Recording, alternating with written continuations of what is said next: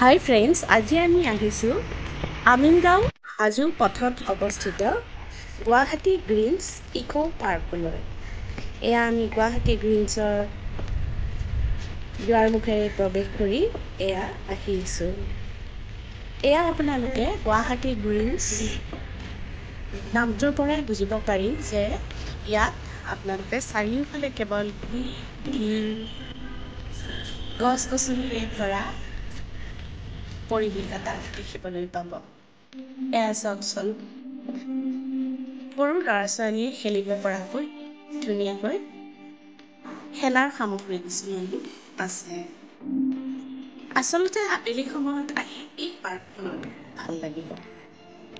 আমি অলপ দুপৰীয়াই আহিলোঁ, যিয়েই নহওক ইয়াতে ধুনীয়া পৰিৱেশ এটা আপোনালোকে উপভোগলৈ পাব। এয়া হৈছে ৰেষ্টুৰেণ্টখনৰ মূল দুৱাৰ আৰু চাৰিওফালে ধুনীয়া সেউজীয়াৰে ভৰা এটা পৰিৱেশ পাব।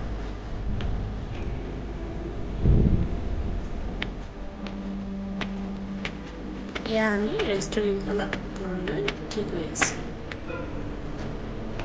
আৰু এইফালে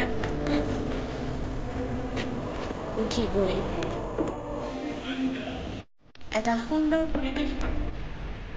ব্ৰহ্মপুত্ৰৰ পাৰত অৱস্থিত হোৱা হেতুকে ইয়াত অনবৰতে ব্ৰহ্মপুত্ৰৰ বতাহ আপোনালোকে পাই থাকিব। ৰেষ্টুৰেণ্টখনৰ ওপৰভাগ খুব সুন্দৰকৈ সজাই ৰখা হৈছে। ইয়াত ব্ৰহ্মপুত্ৰৰ পৰা পোনে পোনে অহা বতাহজাকে আপোনালোকৰ মন ভৰাই তুলিব। আৰু এয়া আপোনালোকে দূৰত শৰাইঘাট দলংখনো ধুনীয়াকৈ ৰেষ্টুৰেণ্টখনৰ পৰাই দেখিবলৈ পাব।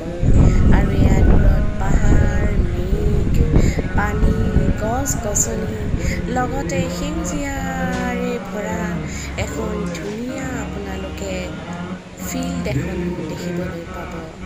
মুঠতে গোটেই পৰিৱেশটোৱে এটা মনোমোহা প্ৰাকৃতিক সৌন্দৰ্য ধৰি ৰাখিছে। এয়া আপোনালোকে তলত গৈ ধুনীয়াকৈ ফটো তুলিব পাৰিব, বহিবও পাৰিব। আবেলি সময়ত বিশেষকৈ আপোনালোকে ইয়াৰ দৃশ্যাৱলী খুব সুন্দৰভাৱে উপভোগ কৰিব পাৰিব।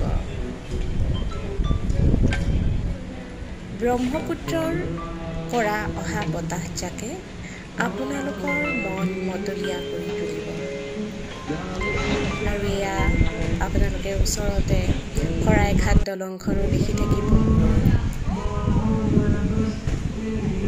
আৰু ৰেষ্টুৰেণ্টখনত আপোনালোকে এই ৰেষ্টুৰেণ্টখনত বিশেষকৈ চেণ্ডউইচৰ পৰা লগত বিভিন্ন ধৰণৰ